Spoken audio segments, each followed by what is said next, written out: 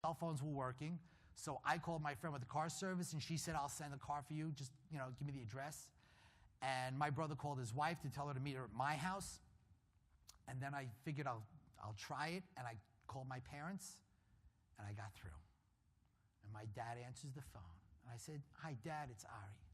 And he starts to cry. I said, Dad, why are you crying? I'm alive. Not only that, I know that you know that I was alive because Aviv from Belgium called Reading West Hempstead, and Reading West Hempstead told her that I was alive, and she called you from Belgium to let you know that I was alive. What's the matter? Didn't you believe her? And he said to me, no. He said, I didn't believe anybody. He goes, I wasn't going to sleep tonight until I heard your voice. And I remember thinking to myself, God, am I glad I didn't wait to make this call tomorrow. So we talked about it, and he asked me some really great questions, like, do you still have a job? By the way, my wife asked me that same question at 11:30 that night. That's another story. So the car picks us up, takes us out to Long Island. I get to my house. There are 20 people in my living room, and I have no less than 100 phone messages. And back then, it wasn't digital. It was a little cassette tape. Those micro cassette tapes? I still have that tape. Of course, I have nothing to play it on, but I still have that tape. And I learned something very important that day. You have no idea how many friends you really have until they all think you're dead.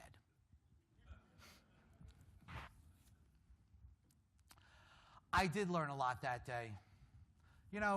We live in a world today, the motto of the day is greed. Greed. It's all anybody cares about. It's the money. It's all about the money. There are guys on Wall Street that are multimillionaires that are in their office at 6:30 in the morning. Why? The bigger house, the bigger boat, the bigger car, the nicer vacation, the next promotion. That's all they care about. That is what life is all about. And I was guilty of the exact same thing until that day. My kids used to say to me, Daddy, can you come to the school play? I've got the lead role. No, Daddy's got to work. Daddy, can you come on a class trip? We're going to the zoo. Some of the other daddies are going to be there. No, Daddy's got to work. Daddy, can you come to mock trial? It's after school, so it's after work, so you could be there, right? No, Daddy's got to work late. Daddy's got to work, Daddy's got to work, Daddy's got to work. That was always the refrain until that day. Today, Daddy's at the class trips. Daddy's in the school plays. Daddy's wherever his children need him to be, because that is what is important in life. My kids are going to go through experiences once in their lives, and I want to make sure that I am there with them, and I want to make sure that they know that I love them. No holds barred. I love them unconditionally. They need to know that. But it's more than that. I was plucked out of a burning building and given a second chance. And believe me, I grabbed that second chance. And I made a change. I decided that I didn't like the old me. And I was going to change. It used to be in the old days, I would fly off the handle at the drop of a hat. I would lose my temper like that. Today, I don't do it anymore. One of the biggest things that I took upon myself, no more swearing. No more curse words. No more four-letter words, except golf. No more four-letter words. And you know what? I've had an effect on the people around me. Because everybody knows in my office, and I don't know what you guys know, but I'm going to tell you, Wall Street, they're worse than drunken sailors. When it comes to language, they're horrible. But you know what? When they're around my desk, nobody curses when they're around my desk. Because everybody knows Ari Schonbrun does not use four-letter words. He doesn't curse.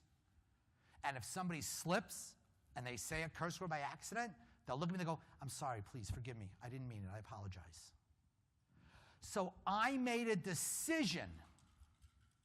And because I made that decision, look at what I've done for the people around me. We need to make a change. All of us. Do you know the definition of insanity? That's doing the same thing over and over again, expecting different results. But that's what we do every day. You need to make a change. What is your change going to be? Look, you know what our job on this earth is? I figured it out. It's to leave it a better place than when we got here. That's what our job is. We need to leave this world a better place than when we got here. How do we do that? Well, for everybody, it's going to be different. Maybe it's volunteering in a soup kitchen. Maybe it's volunteering in a hospital. Maybe it's more charity.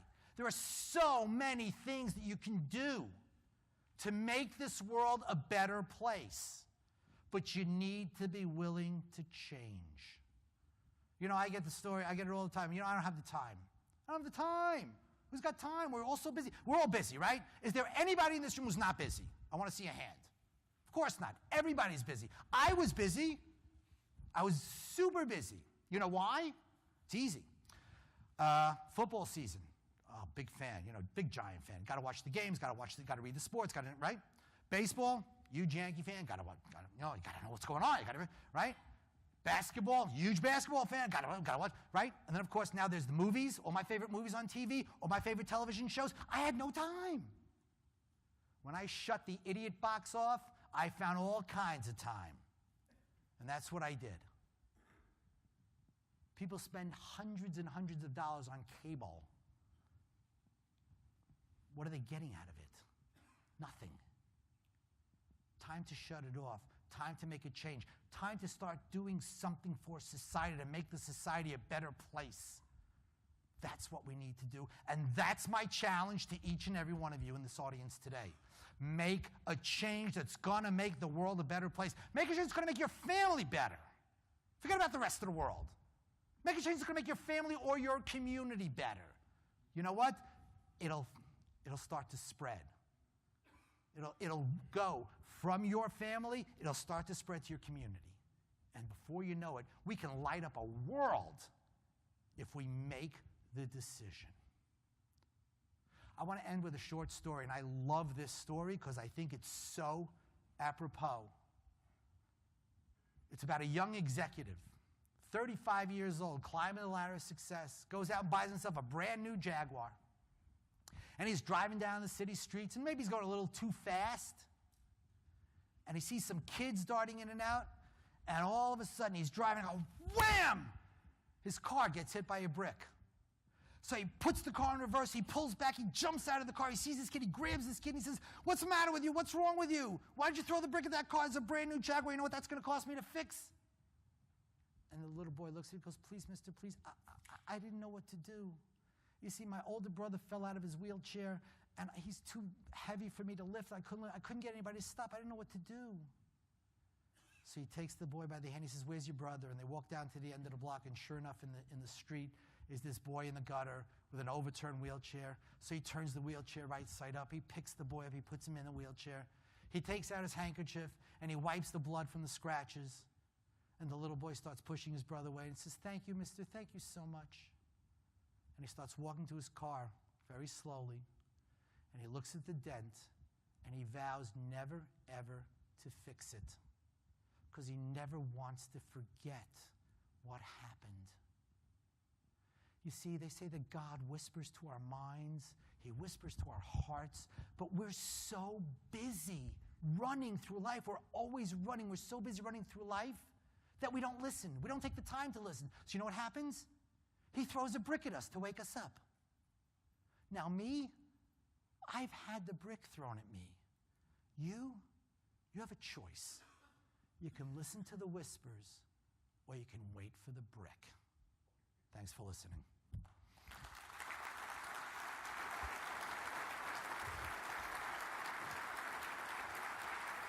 Ari, thank you so much.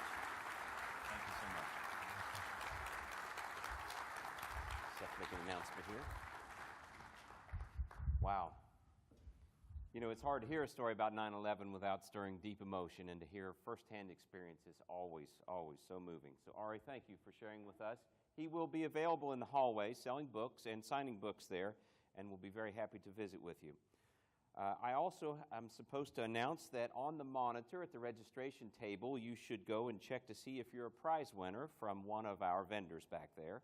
And I know that many of us have recreational plans this afternoon, so it is my job to say this meeting is adjourned. Thank you very much.